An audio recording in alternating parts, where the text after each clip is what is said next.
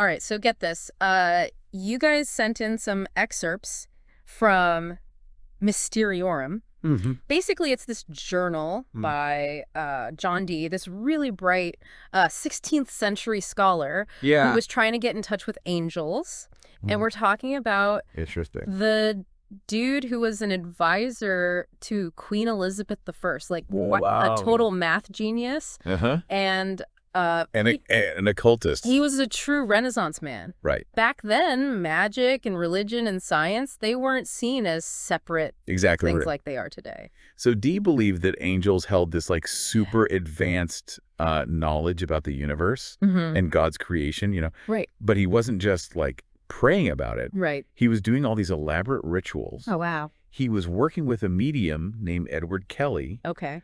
Who was his scryer. Wow. And this guy would use a crystal Interesting. or a shoe stone to actually to see the angels? See the angels. Can you imagine that? These shoe stones were believed to have magical properties, allowing a skilled scryer like Kelly to perceive these visions and communicate with spirits. Crazy. And Dee documented all of these encounters meticulously in Mysteriorum. Right. Every date. Wow. Time, question, and the answers. Yeah. Which were often cryptic. Oh, really? Yeah. It's a gold mine of information. It sounds like Dee was pretty serious about getting some of that divine intel. Did he start small, or did he go straight for, like... He started with simple prayers for wisdom. Right. But then his ambitions grew. Okay. And he began performing specific rituals to contact certain angels. Oh, wow. Believing that each one had its own area of expertise. So he was like angel shopping. In a way, yes. Wow. But there was one angel that Dee was really fixated on. Okay. The Archangel Michael. Oh. Dee thought that Michael held the key. Right. To understanding this mysterious book that he had. Okay. Called the Book of Soiga. The Book of Soiga. Now that's a whole other can of worms, a whole other deep dive. Yeah. What was so special about this book? It's incredibly obscure. Packed with weird tables and symbols. Right. Dee thought it held the secrets of the universe, maybe even knowledge going back to Adam and Eve in the Garden of Eden. So Michael was like the ultimate decoder ring for this ancient knowledge. Other angels even hinted at Michael's importance, like the angel Uriel, who popped up to emphasize being sincere and humble when dealing with these powerful beings. Yeah. He even warned Dee against contacting Anachor and Anilos, specific entities that Dee should avoid. So these weren't your typical Hallmark angels that you see on greeting cards, right? Not at all. So why all this fuss about Michael? Right. And what was Dee really after in this Book of Soiga? Well, this is where things get really, that's the million-dollar question. Intrigue. Dee was trying to figure out how the angelic world worked, like their hierarchy. Okay. Who's in charge of what? So it's like he was making like an angel org chart. It was like he was mapping out a celestial bureaucracy. Okay, so he's got this angel org chart going. Right. Did he just like make it up? He actually drew. Or did he have like... On a lot of traditional sources. Okay. He believed that by understanding the names of angels, breaking them down into their root. So he was like a linguistic detective. Kind of like a spiritual etymology. He could learn about their... Track the code. Powers in nature. Angelic language. He was a serious scholar. Wow. Even when dealing with angels. So Dee was like diving deep into these texts. Like Agrippa's 3 books of occult philosophy and Reuchlin's On the Marvelous Word. Exactly. To like decode all these... To decode these divine names. Right, these divine names. He believed that names held power. Hold on, so he thought he could actually... That specific combinations of letters? Conjure angels? Could even influence events or summon angels? With the right words. Yeah. That's some next level stuff. That's pretty out there. Did he ever actually explain what kind of power these names held? He believed they held a deeper understanding of God. Okay. The universe, even good and evil. Wow. He might have even thought he could tap into the creative forces of the cosmos and influence them. So Dee's walking this tightrope. But that's speculation. Between scientific curiosity and spiritual exploration, you know? It's mind-blowing when you think about it. Yeah, it's mind-blowing when you think about it. But let's get back to his angelic encounters. Did he ever actually manage to get through to Michael? His journals mention an encounter with an entity. Okay. Claiming to be Michael. But even Dee... Oh, really? Had his doubts. Okay. He wondered if some of these beings were deceiving him. Wow. Pretending to be something they weren't. So there was, like, a dark side to all this. He even mentions Lundrum Guffa. Okay. An angel associated with harm. That tried to disrupt his work. What did Dee do about this Lundrum Guffa character? He actually tried to banish it using sulfur. What? He thought I wanted to go away, hurt his family, and stop him from gaining knowledge. So it's like this constant battle between light and darkness. It is. Even in the angelic realm. Yeah. Wow. Even in the angelic realm. Did he ever explain what these angelic beings actually looked like? He didn't describe their appearance in much detail. Okay. Focusing more on what they said. But there are some intriguing glimpses. Okay. He talks about 7 young women. Okay. All in green. Uh-huh. Each holding a tablet with a cryptic name on it. Okay.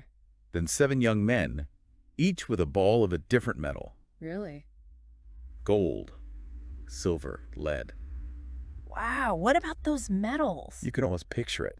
Uh-huh. Was there any significance to those? Did Dee... Remember how Dee was into alchemy? Connect them to anything. Well, alchemists believed that metals had all these symbolic meanings, connecting to planets and cosmic forces. Right. So Dee might have seen them as representing... So each ball was like a mini universe. Different aspects of the angelic hierarchy. Held by an angel.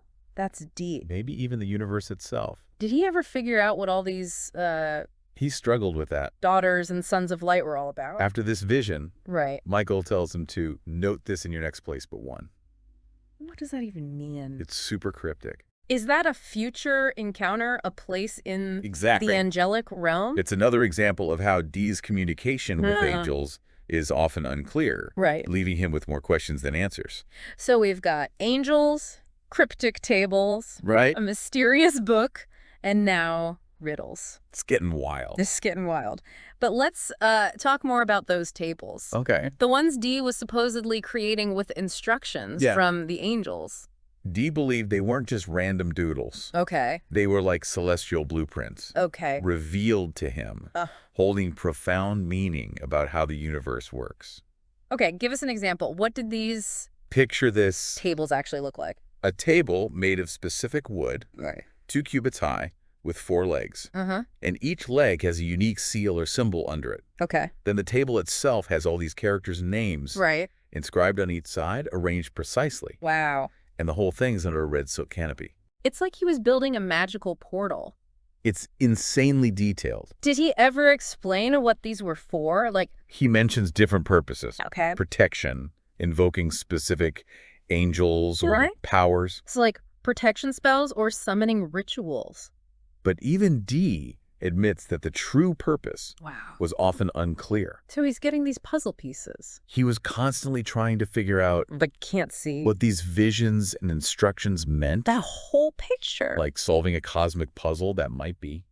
Did the angels ever give him any beyond human understanding hints on how to interpret all this? Sometimes they did. Okay. But it was always cryptic. Like with the daughters. Like with the daughters and sons of light. Right, and sons of light. The angel Michael instructed Dee to note this in your next place but one. So even with angelic guidance. Exactly. It's like trying to solve a riddle. It's like solving a riddle wrapped in an enigma. Wrapped in an enigma. This is fascinating. This is fascinating. What else did Dee encounter on his quest for knowledge? Well, this is where we dive into one of the most dramatic and thought-provoking visions that Dee recorded. It involves 2 birds. Birds? What kind of birds? Dee doesn't specify. Okay. But they're yoked together. Okay. And get this. Okay.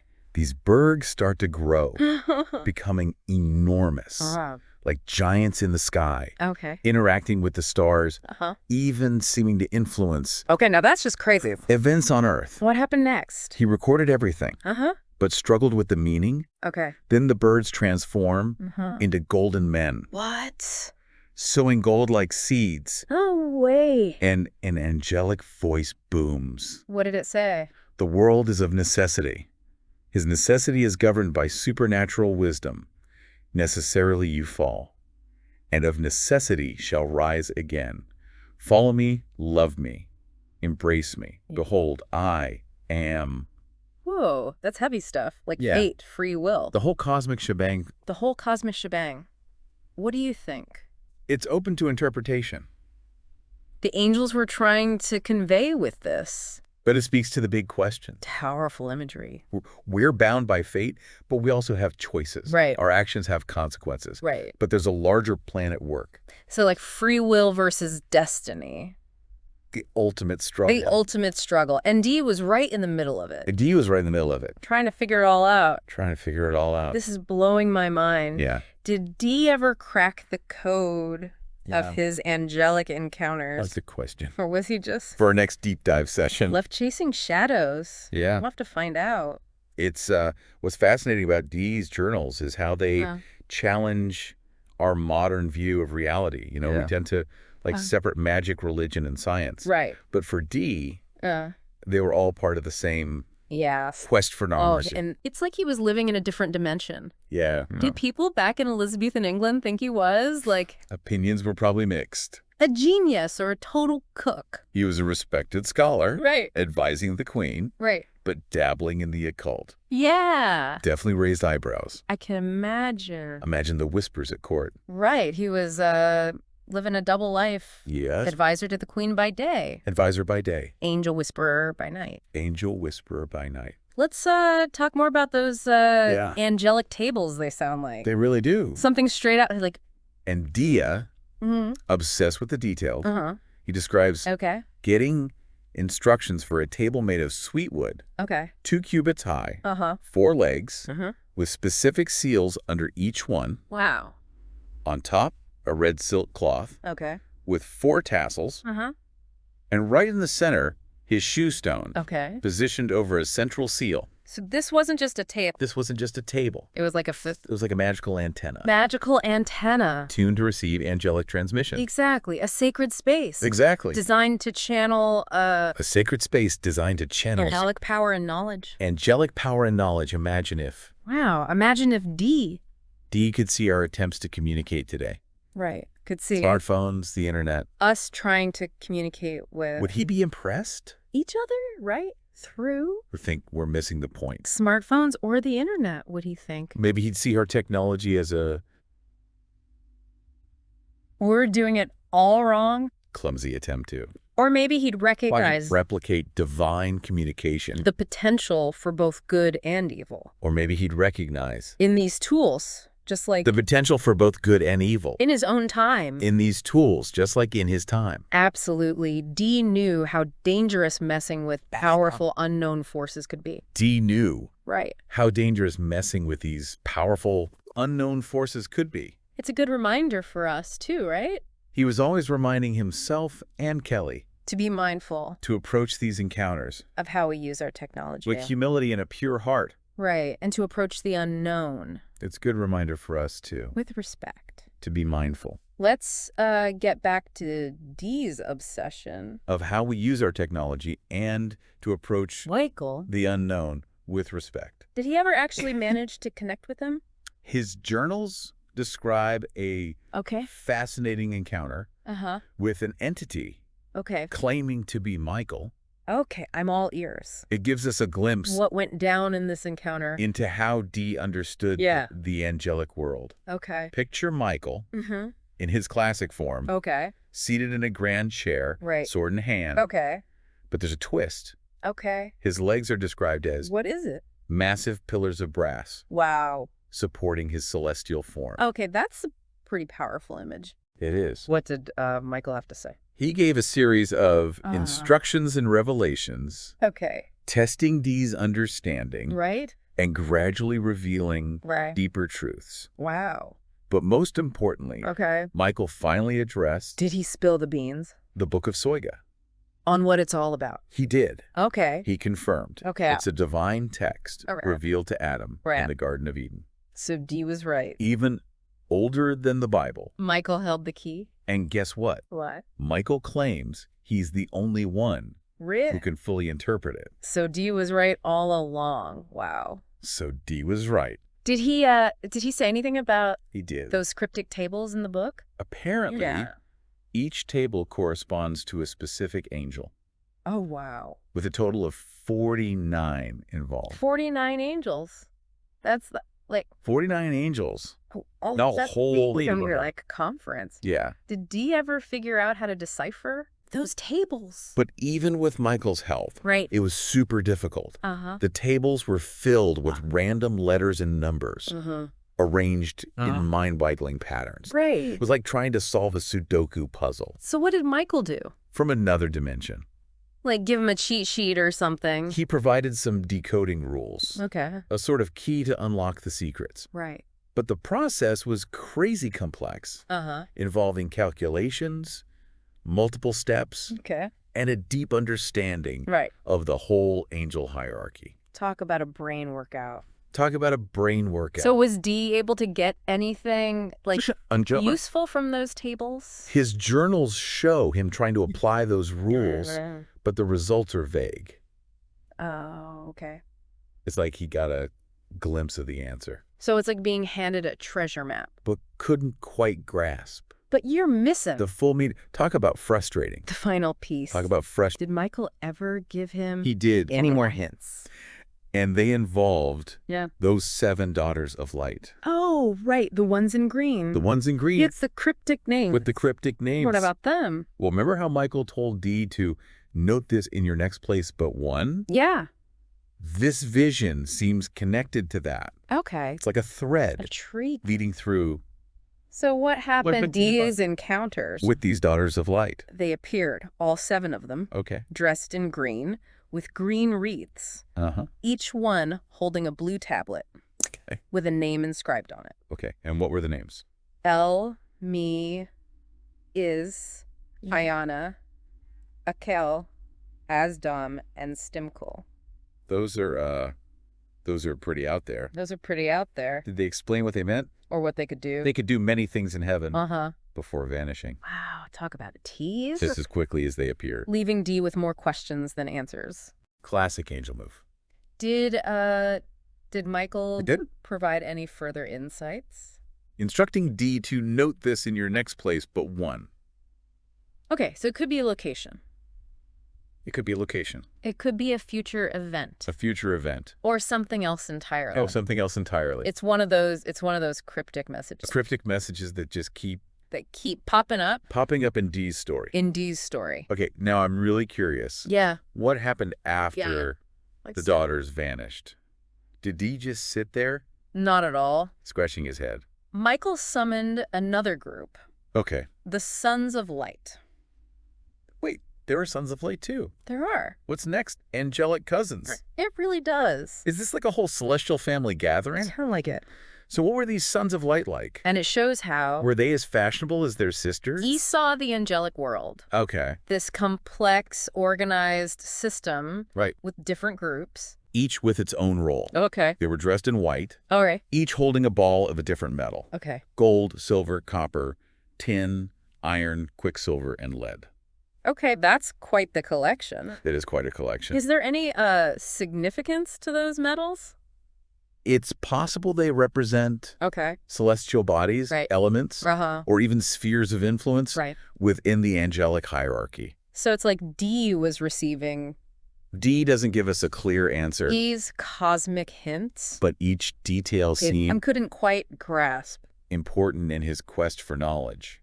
Their full meaning. Yes. Did the Sons of Light stick around longer than their sisters? But then Michael summoned another group. Okay. 7 little girls dressed in white silk robes. Okay. Called the Daughters of Daughters. Daughters of Daughters. Daughters of Daughters. This angelic family tree is getting pretty complex. It is. What were these little girls all about? When Michael asked them, where they'd been. They replied, on earth with the saints. Interesting. And in heaven with the glorified. So they were like these celestial messengers. Interesting. Bridging heaven and earth. Right. Did they say anything else? Dee notes that they didn't speak clearly, as if they had an impediment. Really? He also mentions they held something in their hands, but he couldn't tell what it was. More mystery. More mystery. Well, what happened next? They didn't immediately disappear. They each had 4 square tablets on their breasts, each showing a letter or letter combination. More cryptic symbols. Or cryptic symbols. Okay, give me the rundown. Okay. What did these tablets say? The tablets showed S, Ab, Ath, Oticized, Ekii, Medini, and Essemeli. Those don't exactly roll off the tongue. They don't. What did Michael... He asked the girls what they planned to do with them. And they replied, we will be with them in all their works. With them? Who's them? It's unclear. Is it the sons of light? Could be the sons of light? The daughters of light. The daughters of light. Humans. Or even humans. Oh. Again. It's like Dee's watching this? It's left open-ended. Cosmic play unfold. Adding another... But he's missing a layer of mystery. The program notes, did these daughters of daughters eventually vanish? They did. Okay. But not before adding to the intrigue. But that's a story for our next segment. So we got daughters of light, sons of light, daughters of daughters. Right. Who else showed up at this angelic family reunion? Next, Michael called forth another group. Okay. 7 boys dressed in purple robes with hanging sleeves. Like priests. He called them the Sons of Sons. Sons of Sons. Sons of Sons. This angelic family tree is branching out like crazy. It is. What was their role in all this? Michael asked them, what has been done among the sons of men?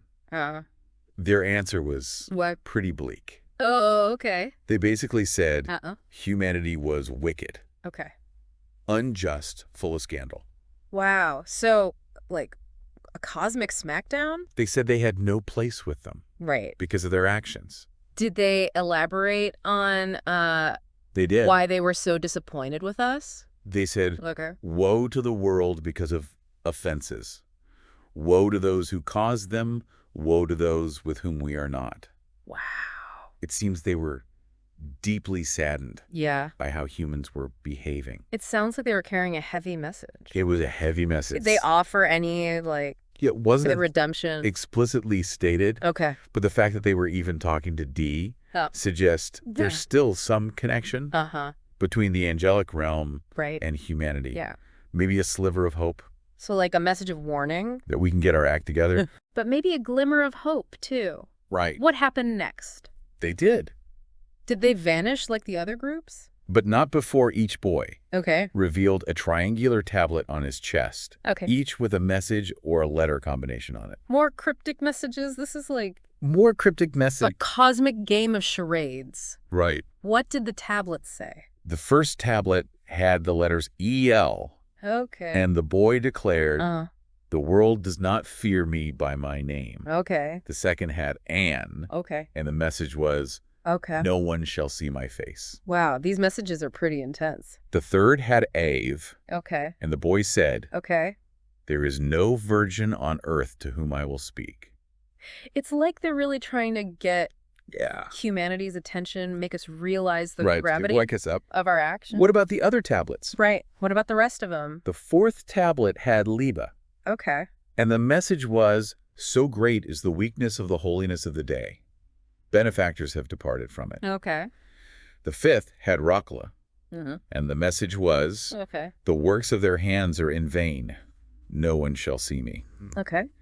The sixth tablet showed Haganel, and the message was, I live with those who are still holy. And the last tablet had Elims, and the boy declared, these have imitated my doctrine. All doctrine is in me. Wow. Those are some pretty they are heavy messages. Heavy messages. Did Michael or Uriel they didn't offer any explanation? But the fact that they allowed these sons of sons to deliver such pronouncements suggests that they held an important position in the angelic hierarchy. So it seems like their words seem to express really express concern Concern for humanity. For humanity. A warning mixed with a... Yeah, like... call to return to holiness. Tough love. From the angels. Exactly. A wake-up call for humanity. It emphasizes the power of choice. To get its act together. The importance of aligning ourselves with the divine. Right. And the possibility. Okay, so we've had... of spiritual transformation. Daughters of light, sons of light. Right. Daughters of daughters, and sons of sons. Yeah. Each with their own. Each with their own cryptic messages. Cryptic messages. Where do we go from here? Where do we go from here? This is where things get really interesting. Yeah, okay. Uriel steps in and drops a bombshell. Okay. He points to the 7 names on the tablets, right? Reading from left to right, right? And declares that they are the names of God. Wow. Secret names of God? He says even angels. So even the angels have limits. Don't know these names. With their knowledge. And humans are forbidden to speak or read them. Okay, now I gotta know. Right. What were these forbidden names? Dee's journal doesn't list them. Okay. But Uriel reveals each name brings forth 7 angels who govern the heavens and stand before God. So each name's like a key that unlocks a whole new... Exactly. And it gets... Of the angelic hierarchy. Even more complex. Okay. Uriel explains. Each letter of these angelic names brings forth 7 daughters. Each of those daughters brings forth another 7 daughters. Right. And each of those brings forth a son. And each son in himself is 7. Wow, my brain is starting to hurt. It's like this infinite fractal pattern. Did you ever figure out... revealing these deeper layers... secret names... of divine order? And navigate this? He tried, but even with Uriel's help... angelic family tree? It was incredibly complex. Right. His journals show his attempts to... so close, yet so far. Decipher the table. It sounds like a constant theme, but the meaning remained elusive. In Dee's story, this yearning for... he was given a glimpse of ultimate truth. Knowledge. But couldn't quite grasp it. Pushing the boundaries of understanding. Always running up against the limits of what's knowable. He was right there, but... Okay, I'm ready for the grand finale. Couldn't quite get it. Did the visions continue after this? The visions continued. Or did the angels finally decide... that they took... that Dee had had enough for one lifetime? A turn toward the surreal. Okay. Dee describes a vision of 2 birds. Yoked together. Okay, birds. Like oxen. Pulling a plow, that's a new one. Pulling a plow. What happened next? That's where... did they start planting cosmic seeds or something? It gets really wild. Okay. The birds start growing. Okay. Becoming enormous. Okay. Their wings spanning the sky. They even start plucking stars. Wow, giant birds rearranging. From the heavens with their beaks. The cosmos, that's next level imagery. Oh. Did Dee have any idea what it meant? He was clearly baffled. Okay. But he diligently recorded everything. Right. And the vision gets even weirder. Okay, what happens? The birds transform. Okay. Into golden men. What? Sowing gold. No way. Across the earth like seeds. Wow. And then... then a voice booms. What did it say? The world is of necessity. His necessity is governed by supernatural wisdom. Necessarily you fall. And of necessity shall rise again. Follow me, love me, embrace me. Behold, I am. Wow. That's profound. It's like trying to convey... they're trying to convey... the whole story of existence. The whole story of existence. Fate, free will, the cyclical nature of life and death. Fate, free will, the cyclical nature. What do you think Dee took away from this vision? It's hard to say for sure, but it probably deepened his sense of awe and wonder at the universe's mystery. It sounds like Dee was on a constant roller coaster. Like there are forces at play. Moments of clarity followed by... beyond our understanding. Even deeper mysteries. But there's also beauty and order. Did the angels ever give him any, like, practical advice on how to use this knowledge? There's one vision that stands out as particularly instructive. Dee describes a grand hall filled with angels. And an entity called Semiel appears. Semiel. He seems to act as a guide. Wasn't that one of the angels? Bridging the gap between Dee Connected to the Book of Soiga. And the angelic realm. Okay. You're right. It was one of the 49 angels linked to those cryptic tables. Okay. His appearance here strengthens. So this is the connection between really interesting. The Book of Soiga. Because it's like connecting all these and the angelic hierarchy. Different threads together. That Dee was trying to unravel. Okay, I'm hooked. What did Semiel have to say? He describes Semiel as being responsible for give Dee any like straight answers. Presenting the true circle of God's eternity. Okay. And the whole and sacred Trinity. So he's like the guy with all the answers. He's a gatekeeper. Of divine knowledge. On these concepts. Yeah. Give Dee something to work with. He did. Okay. And it's quite dramatic. What'd he say? When asked about the tables, Semiel declares, I am his tables. Behold, these are his tables. Lo, where they are. Hold on. Semiel is the tables. Right. What does that even mean? It's another example of how fluid Dee's reality was. Saying that the lines between angelic beings. The knowledge that Dee was seeking was almost like... And divine objects are blurred. Right. It wasn't... It's just written down in a book. That everything is interconnected. It was, like, embodied. In ways we can't fully grasp. In these angelic beings. Yeah. Okay, my head is spinning. I know. What happened next? Did they, like... Things get... Pull out a cosmic Ouija board or something? Even more intense. Okay. 40 beings. 40. Dressed in white. Wow. Appear, kneeling, and proclaiming, Thou only art holy among the highest, O God. Thy name be praised forever. 40 beings praising God. This is like a full-on... You're getting pretty intense. Angelic choir now. Yeah. What happened to them? Michael rises from his chair, and his legs transform into two great pillars of brass. Okay. His sword bursts into flames. Wow. Okay. It's like a scene straight out of a movie. And he commands Semiel what happened next? To declare the mysteries of the living God, our God, of one that liveth forever. Did Semiel spill the beans? Michael sweeps his flaming sword over the 40 beings.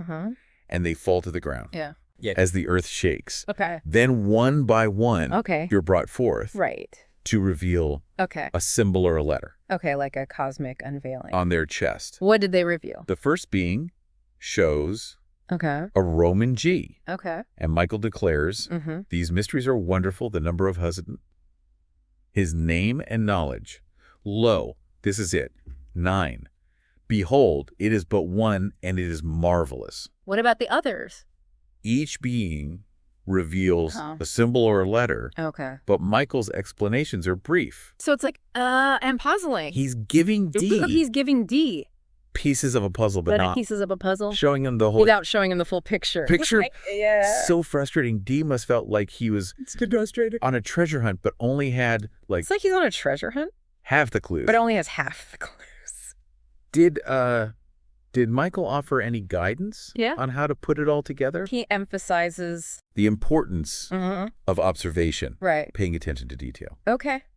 And he introduces a key concept, the significance What's that? Of the number 7. The number 7, that does seem to pop up. The number 7. A lot in Dee's story. What's so special about it? Michael hints that 7 holds the key to understanding.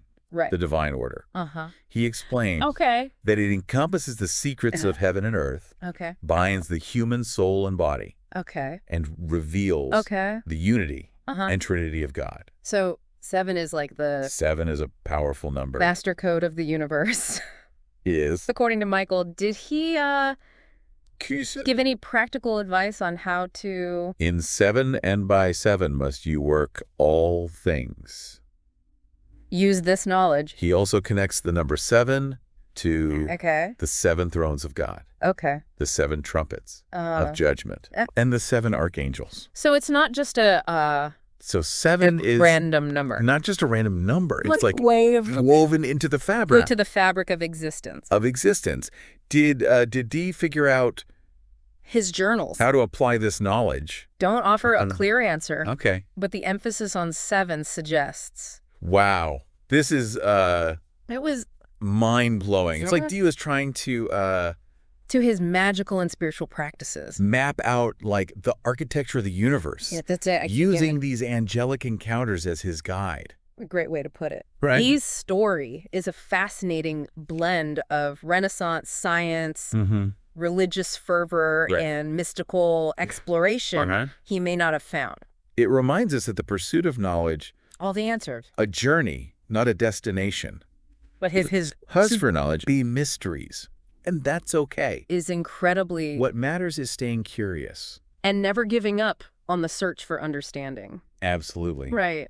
Dee's journals offer a glimpse into a mind. It's a good reminder for us today. That dared to stay curious. Explore the unknown. To question our assumptions. Even if it meant challenging the boundaries. And to be open to the possibility. Of what was considered acceptable. That there's more to reality. It's a good reminder for us today. Than we can even imagine. To stay curious. To question our assumptions. Who knows what secrets are waiting to be discovered? And to be open to the possibility that there's more. If we dare to look. To reality than we can imagine. Well, that wraps up our deep dive. Into Mysteriorum.